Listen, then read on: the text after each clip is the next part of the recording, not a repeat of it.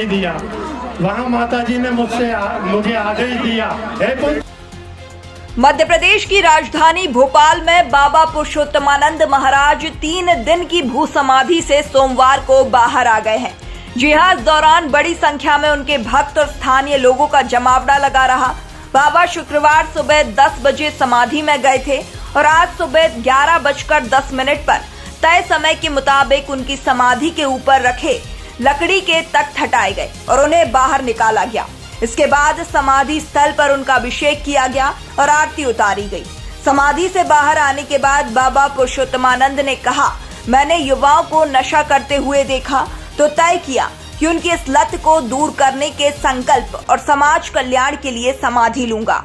बाबा ने बताया कि 3 दिन तक जमीन के अंदर रहने के बावजूद उन्हें किसी तरह की कोई कमजोरी महसूस नहीं हो रही है। इन 3 दिनों में उनका मां दुर्गा से साक्षात्कार हुआ। बाबा के मुताबिक 3 दिनों से सिर्फ उनका शरीर पृथ्वी पर था, जबकि आत्मा पूरी तरह भगवान के पास थी। बाबा ने कहा कि अगली बार 84 घंटे की समाधि लेंगे। अरे आपने नाना प्रकार के पक्षियों के दर्शन हुए मुझे, जो मैंने कभी दृश्य नहीं देखा, वो दृश्य मैंने वहाँ देखा। वहाँ जाकर जब मैंने स्नान किया, माता जी को प्रणाम करके जब मैं जल में उतरा, तो जल के में उतरते ही मेरे सारे ऐसा लगा मुझे मेरा पूरा शरीर कहीं और है, सिर्फ आत्मा यहाँ मेरी है। एकदम हल्का फुल्का सा हो गया मैं। यहाँ बता दें कि भोपाल के साउथ टीटी नगर में अशोक सोनी उर्फ पुरुषोत्तमानंद महाराज मंदिर के पीछे संचालित मां भद्रकाली बिजासन दरबार के आध्यात्मिक संस्था के संस्थापक हैं। बाबा पुरुषोत्तमानंद करीब 7 फीट गहरे गड्ढे में समाधित थे।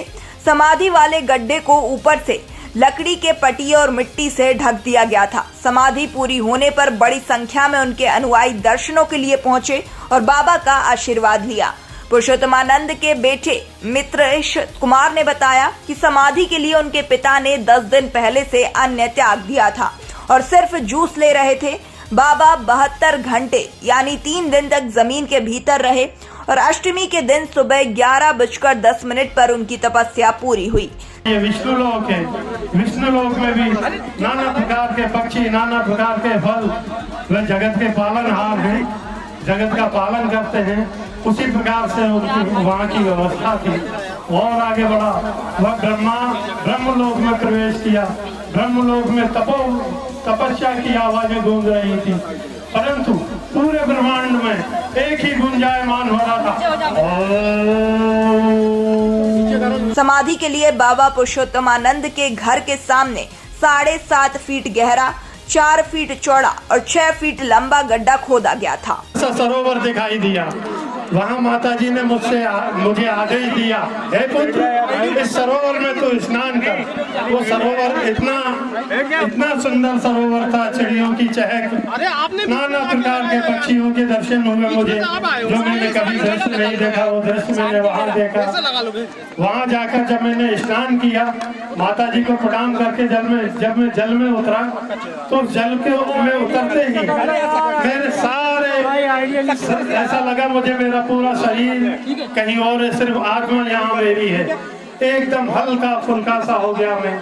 फिर माता ने मुझे बाहर आने का आदेश दिया। जब मैं बाहर आ गया तो जल का प्रभाव ऐसा था, जल में जब तक था तब तक भीगा हुआ था। जल से बाहर आकर ही मैं एकदम सूख गया, जैसे मैं पहले था पुनः वैसे ही हो गया। उस जल का प्रभाव इतना था।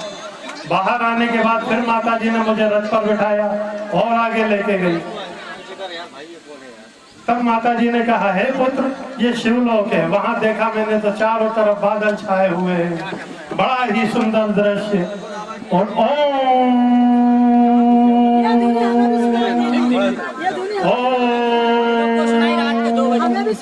ओम आकार की ध्वनि वहाँ चल रही थी। और आगे बढ़ा, जब माता जी ने बताया ये विष्णु लोक है। विष्णु लोक में भी नाना प्रकार के पक्षी, नाना प्रकार के फल, वे जगत के पालनहार हैं, जगत का पालन करते हैं। उसी प्रकार से उनकी वहाँ की व्यवस्था थी। और आगे बढ़ा, वह ब्रह्मलोक में प्रवेश किया। ब्रह्मलोक में तपस्या की आवाजें गूंज रही थी, परंतु पूरे ब्रह्मांड में एक ही गुंजायमान हो रहा था।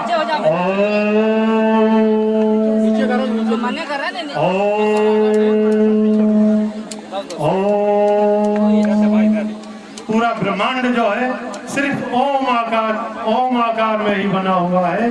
सारे ब्रह्मांड में ओम की गुंजायमान है। तो आप लोगों से, मेरा सभी भक्तों से निवेदन है कि सभी दुराचार छोड़कर और प्रभु की ओर आस्था रखें। और माता जी ने यह भी बताया मुझे, जो मेरी पूजा अर्चना करता है वो इन सब की प्राप्ति करता है। ब्रह्मा की, विष्णु की, महेश की, सभी की प्राप्ति होती है। और जो इन सबकी भी प्रार्थना करता है वो मुझे पाता है।